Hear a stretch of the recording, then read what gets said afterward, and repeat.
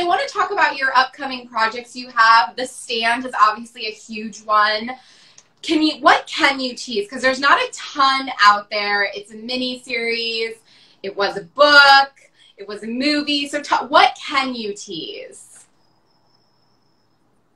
What I can tease is that if you're a Stephen King fan, it's absolutely, there's something about having a bunch of people that are so inspired by source material and that are so passionate about the source material and are able to take it and bring it to life in such a rich way. It's really amazing that, Stephen King even wrote an alternate ending for it. So there's so many elements that are new, but so many elements that stay true to the original, which I think is kind of the perfect way to bring things to life and to translate from book to screen. The cast is incredible. It was such a different experience for me, especially given that, I've been playing heroes for so long, and now I'm playing one who's probably the worst person you could possibly be in the apocalypse and making character choices that make me feel like a gross human being.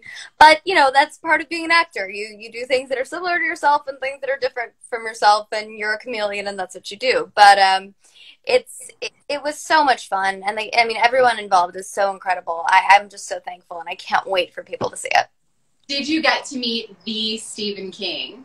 I did not. I was not on set the days he was there, and that I hope to meet him someday because I'm such a fan. But his spirit was definitely felt throughout the process.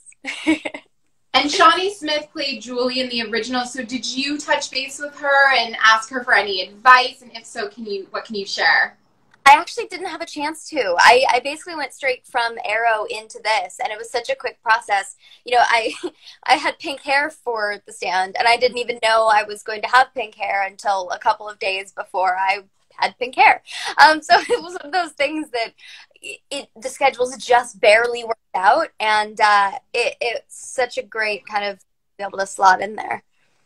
Yeah, and talk about crazy timing. There are so many parallels between what happened with The Stand and what's actually happening in real life. Did you guys have some sort of premonition? How crazy is that?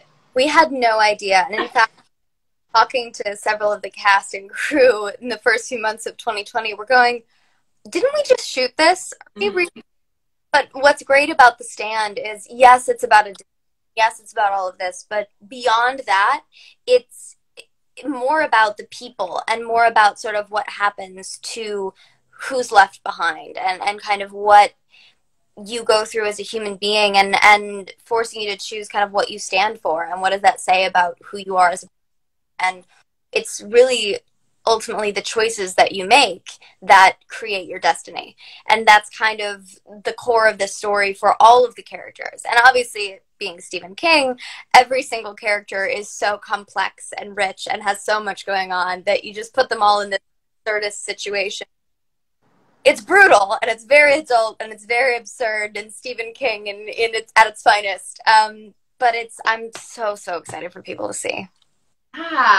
And talk to me a little bit about the cast. It's got a huge cast. Who are you most excited to meet and work with all of those major players? There's so many folks. I was very thrilled to have some friends on it as well. I've known Owen Teague for a long time. I didn't get to work with him directly, but just getting to again. And Nat Wolff and I worked together 10 years ago, and we kind of get to be partners in crime in this. So it's always fun when you can jump into a creative process with someone that the ice is already broken with. There's so many incredible individuals I got the chance to work with on this. Natalie Martinez was in a lot of my storyline, and obviously I'm in the world of Randall Flagg, so I spent a lot of time in the presence of Alexander Skarsgård doing what he does best. And Alex is just the nicest human being, but also so incredible at what he does.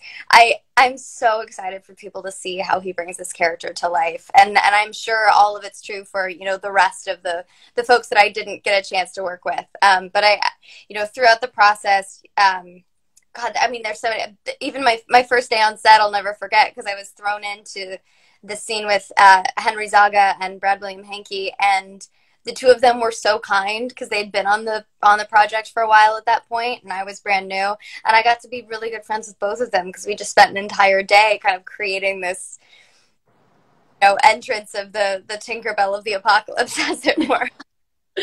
And how true to the book will it stay?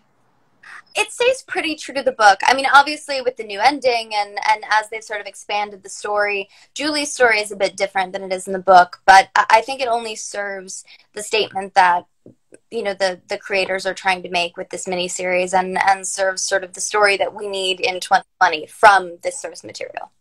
And it is a mini-series, but so is Big Little Lies, and they were able to pull off a second season. So is there going to be hope that when this is a huge success, you guys will be able to do a second season? I mean, I don't know. There's certainly a lot of the story that, is untold in the book that I'm sure they could go back and find a way to do it. I know I wouldn't mind going back and doing it again and working with all those folks, but who even knows? I think, it's like the Arrowverse. Anything is possible in the world of Stephen King. That's very true. That's very true. And I read somewhere that you said you were arguably in the best shape doing Shadowhunters and Arrow. So how do you keep up with that shape still? Do you still keep up with it? And talk to me a little bit about that. Yeah, I do my best. I mean, as with all of us this year, things kind of ebb and flow, but I've always been an athlete. I was a dancer my whole life, and so being physical and being active is such a huge part of who I am, and it's a huge part of not only my physical but my mental health as well. And it's something that has got years, just even being able to go outside and take a walk, or to, I have a stationary bike in my house, being able to jump on that. I built a treadmill the first week of quarantine when the trails were still closed out here in Los Angeles. There's so many do even just body weight exercises that you can do to just stay active and stay in shape. Even turn on Spotify and have a dance party in your house. Whatever you sort of get your endorphins going and doing all of that. But I've worked with some trainers on Shadowhunters and all of that. And so I've sort of learned, and with their help during this time, sort of learned how to adapt what I do, which is a lot of like high intensity interval training and cardio and things like this that work with my body and the way that my metabolism works, just to feel good. It's not about training for anything right now except just staying happy and healthy. Yeah. Are you still in that superhero shape? Like if you had to go do a stunt tomorrow, like could you pull it off, or is it really hard? I mean, I know it's when you're not training for a role, it's really hard to like keep that up. Yeah. I mean, one thing I do miss is boxing. I mean, I have Bob. I have my quarantine boyfriend who's really kept me, my little boxing dummy Bob, that's kept me sane. But it's different than actually being able to be there with a physical trainer and box. And I'm sure I have some bad habits that I would need to literally beat out of myself. But, I wouldn't say I'm necessarily in peak, like, Mia muscular box shape, but I feel great. And it's one of those things where your body is always changing and your body is always adapting to whatever situation you're in. And I'm always of the mind that it's less about how you look and more about how you feel. When I was growing up, I never thought I would have any modicum of physical strength because I'm a tiny human, and that's just, I never thought it was possible. But then through all of this training that I've done and through all of these things that I've been taught, I've learned that the body is capable of so many things that are beyond imagination if you work hard and you train the right way. And so as long as you feel like yourself and you feel like you're your best version of you, I don't think you can go wrong. Totally. And you also filmed a horror movie during COVID. So what was that like? And you filmed it in 10 days. So did you like that fast-paced move lifestyle? Oh, of course. I'm all about it. And at that point in quarantine, too, I was craving some sort of, creative outlet. And I miss work. I'm such a workaholic. I love what I do for a living. And just having a chance to jump in and do it again was wonderful, especially with friends. I made some amazing new friends. And obviously, Luke Baines and I are very close from Shadowhunters and before. And Nick Simon, who's our director, has been a dear friend of mine for years. And it was great to finally get to sort of all come together at that point and say, you know what? It's a weird year, but we're going to make the best of it. And we're going to have some kind of creative output. And the experiment paid off, I think. I haven't seen the finished product, but it's such a fun, silly, scary sort of horror comedy. And we're all thrilled that we actually we made a movie. It had this dream, and it somehow all came together. Julie is a little different than what you played in the past. How is she different? What do you love about her? And if you could replay any character of yours, who would it be and why? Oh, goodness. I mean, all of my characters, they're like my children in a way, you know, because I pour sweat and tears into every character. Shadowhunters will always be special to me.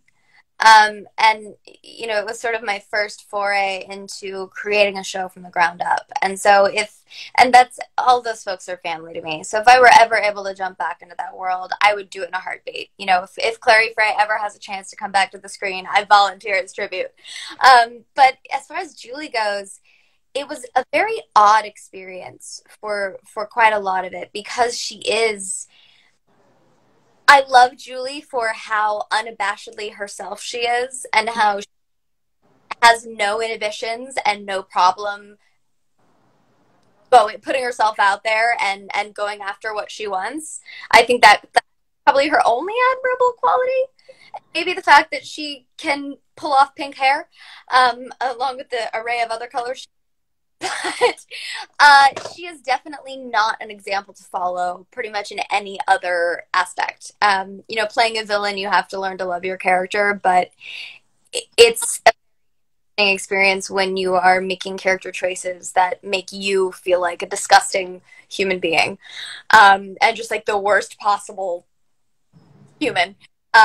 That you could. But that being said, it all serves a purpose for telling the story and for showing the good, the bad, and the ugly of what these situations can bring out in humanity.